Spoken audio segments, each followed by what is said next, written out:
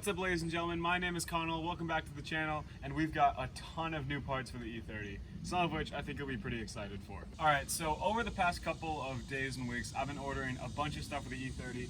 Obviously, this car, I found it behind a BMW workshop, just sitting. It was sitting for like a decade and a half, and it needs a few parts. Surprisingly, the car runs really well, but it just needs a couple maintenance parts, a couple little things to improve on it, and what I'm most excited for, a few things to make it faster and a few things to make it way more fun to drive. Now, I want to start with the biggest things here, and that is the wheels. I've got 3 new sets of wheels for this car, technically 2 3/4 because one set is missing a wheel, but 2 of these sets came with the car. The other set, I may have shown you in a previous video, are the wheels on the car. They're a set of 16 by 8 or 9 BBS style 5s that I pulled off of a 740 IL. This car, if you remember the first video about it, came with the OEM bottle cap wheels, which actually look pretty cool, but I had these style 5s in the back of my garage with these brand new Rick and Raptor tires. They're like performance all-season tires, and they're really, really nice to drive on. They're super sticky. Because of the wider track, this car drives like it's on rails, and these rims just look insane on the car. Moving on to the first part, which is actually just an empty box because they're already on the car, is these Bonas wheel adapters. A full video will be coming out on these wheel adapters and the new wheels, but these BBS style 5s are held on with 4 Bonas 4x100 to 5x120 wheel adapters.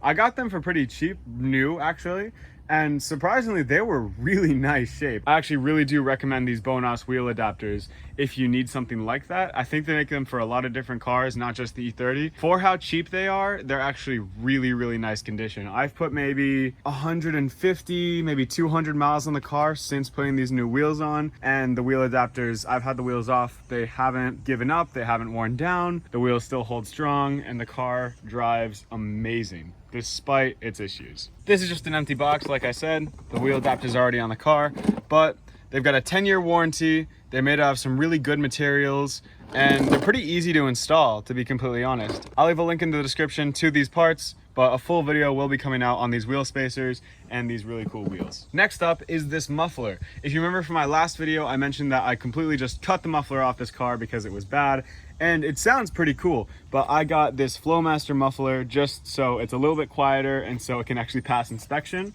And that is gonna be held on with this 2.5-inch stainless steel muffler bracket, which isn't permanent. I am gonna redo the whole exhaust system because I have a small exhaust leak directly under the cab, and obviously I wanna do like a catalytic converter delete, new headers, new resonator, new pipe, everything. But this is a good solution in the meantime, but I will be keeping this muffler when I switch out the whole exhaust system because it does sound really nice on this car. All right, so before I continue, I want to give a little context on a couple of these parts, which I'll show you in a second. If you don't know what it is already, autocross is known as one of the easiest forms of motorsport to get in. You can basically just use your daily driver to compete in it. It's a very basic form of motorsport, but it is a really good challenge for car control because you have to brake hard, turn hard, accelerate hard, and get the best time on a circuit as you can. And these circuits usually aren't actual racetracks. These are like small circuits made up out of cones in a parking lot or an airstrip or any other open plot of land.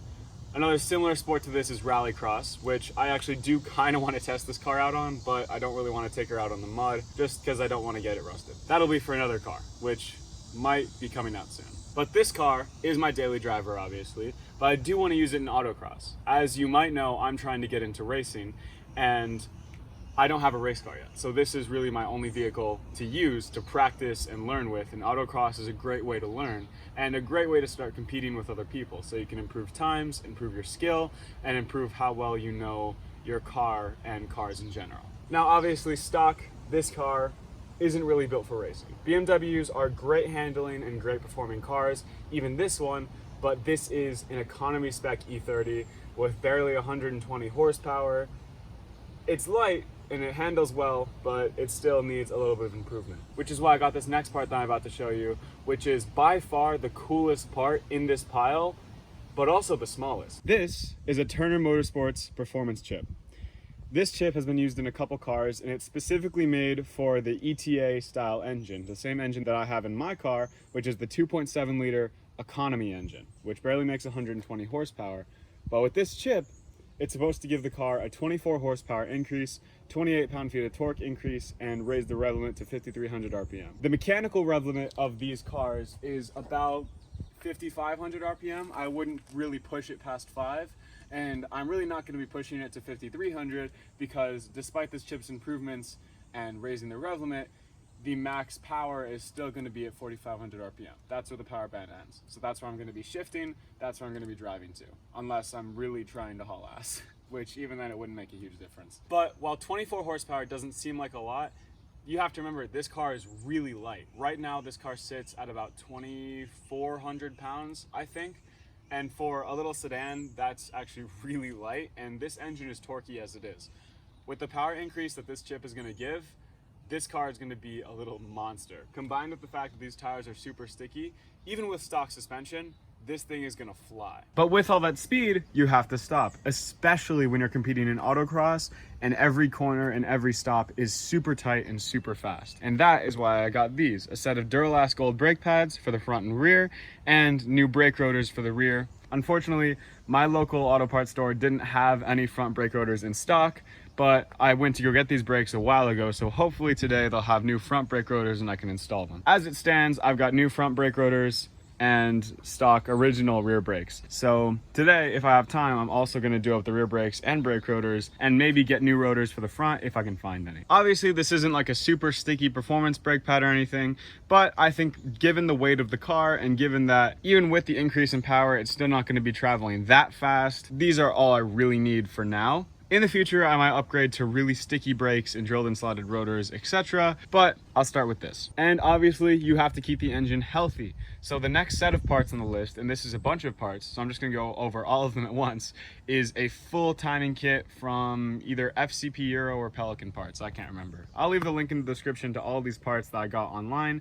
But this kit includes a new valve cover gasket, a bunch of new seals and gaskets for the crankshaft and the camshaft, obviously a new timing kit with the new belt and tensioner and a few other things, and also a new thermostat, which while this car doesn't seem to have a bad thermostat, it couldn't hurt to change it out. There's also a couple maintenance parts in this pile. I've got a new fuel filter to replace the original one. I've got a new alternator because this one's starting to make noise and I want to replace it before it leaves me stranded, and obviously a new alternator belt. And I also have this little white box here, which has a new window switch in it. If you're familiar with older BMWs, especially E30s or E36s, you'll know that the windows in these cars have a lot of issues. With the E30s, it's the switches a lot.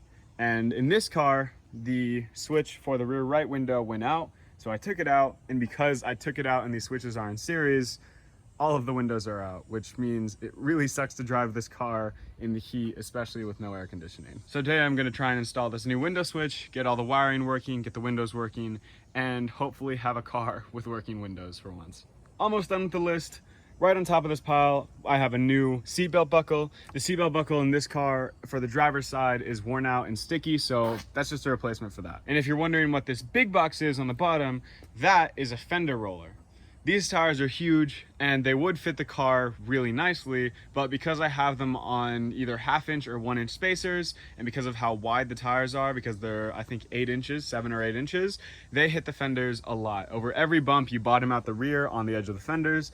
Over every tight turn, you're hitting the fenders and the fender liner. So I got this fender roller to roll out the fenders, which actually will improve the look of the car a bit because it'll make the fenders a bit wider and it'll let the wheels fit. So I'll be able to drive the car without them rubbing and without possibly damaging my nice new tires. Now, finally, for the last box that some of you may have been wondering about, this is intertwined with the whole autocross scheme, and I'm really excited to install this in the car. This right here is a Schroth 4-point quick racing harness, and obviously 4-point means you have a lap belt and 2 shoulder straps, but the interesting part is the quick racing harness part. Basically, this racing harness, which looks really cool, I love this blue, plugs into the original seatbelt buckles and bolts onto the original seatbelt buckle mounts with detachable mounts. So basically what you can do is when you're racing or when you're driving the car hard, you can have this harness in the car, but when you just want to drive normal and have a normal seatbelt buckle, you take this out and your seatbelt is always there, which is really convenient because this car is my daily driver. I did say I want to use it for autocross, and I am. There's actually a really cool race coming up on the 31st with the SCCA that I am going to be attending, and this harness is the key to me not sliding around in my seat. Now, I actually discovered this harness through autocross. Last weekend, or maybe 2 weeks ago, me, my dad, and my friend went to an autocross event in Upper Massachusetts. It was a ways away, with some BMW group. I think it was BMW of America. It was a club. And it was a really cool autocross event. Unfortunately, I wasn't able to drive, one, because my car wasn't ready, and two, because they don't let people on driver's permits drive. But when we got there, we were originally expecting just to watch and observe how everything works and just kind of see what cars were there. And as me and my friend were looking around at the cars, we met this woman with a blue BMW M2, and she was really cool, and right off the bat, she offered to take us on a ride in her car, and a bunch of other people offered to take us on rides too. That day, I got to ride in her M2, I got to ride in an E46 M3, which is really sick, and I also got to ride in a C5 Corvette Targa, which was fully built for autocross. It was super sick, it had massive tires, the V8 was super loud. That whole day was really fun, and that kind of made my passion for racing burn even more, and that's why I'm putting so much work into this car so I can start learning to race and start competing. But the woman with the M2, her car was completely bone stock except for tires. She was an amazing driver, but she didn't have a race car. She had a really nice performance car, but still completely original from the factory. Original seats, no harness bar, no roll cage, anything, but she still had this harness, because this harness was able to plug into all of the original seatbelt buckle mounts and the 2 bolt-in mounts for the seatbelt itself. And she was able to take it out whenever she wanted, but she was also able to use it for the super aggressive race. And she drove that car really hard, which kind of proved to me how good this harness is. Obviously, it's not good for something like competition racing, like stage rally or any circuit racing, but for autocross, perfectly fine. I'll include a link in the description to this harness, but this is one of the things I'm most excited for. In addition to that chip, this is gonna be really sick to have in the car because I'll really be able to drive it fast. One of the limiting factors of this car is the big couch seats. They're the original comfort seats. They really don't hold you in that well. I will be swapping them out for the OEM sport seats, but even during that, I'll still need a harness. And in the meantime, this harness is going to be a huge help holding me in that seat and keeping me from sliding around at an autocross event. And that's about it. I'll leave the links to all of these parts that I bought, and I'll leave the links to a couple autocross sites if you want to check out races and rules and everything else. I absolutely recommend checking out autocross. I can't say it enough. But that's about it for plans.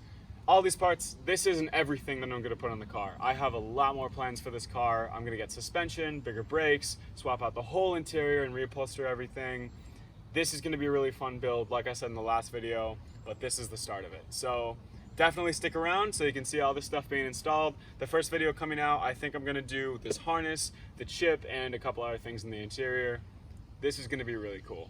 Make sure to like and subscribe, hit the notification bell if you want, and have a good day. Thanks for watching. Oh, and quick little update on the car before I go. So far on the car, I've done an oil change, I've swapped out the coolant, obviously the new tires, new front brakes, new wheels, wheel spacers, and I got these really cool headlight tapes. It's just electrical tape over the headlights. If I'm being completely honest, it's a little bit ricey, but I think it's really sick. It makes it look like a little rally car. I still haven't named my little dash octopus to give you some ideas for names. And also another thing that I bought, I'll show it in some other video, is a BMW sun cover for the windshield. It has its own little leather case. It's a really solid cover. You unfold it and put it in the windshield. I left it in my car overnight, and this morning, despite it being in the sun the whole morning, the whole car was cool. The seats were cool, the interior was cool, it was really nice. And that's about it. There's a couple things I have to do to the car, but I'm getting a new windshield this month, and I'm also getting it inspected this month so I can take my driver's test, which means then I'll be able to take things to the next level. That's gonna be a really, really big milestone for me because I'll be able to compete in a lot more racing events. Right now I have to stick to SCCA stuff, and even then I'm kind of limited because I'm on my driver's permit. So yeah, make sure to stick around, find out what I'm gonna do, and I will be picking up a really cool race car really soon. It might be another E30, it might be a Volvo, it might be a Toyota. We'll see. I have a lot of options of shitty cars that I can race. So yeah, like I said, make sure to like and subscribe, and have a good day. See ya.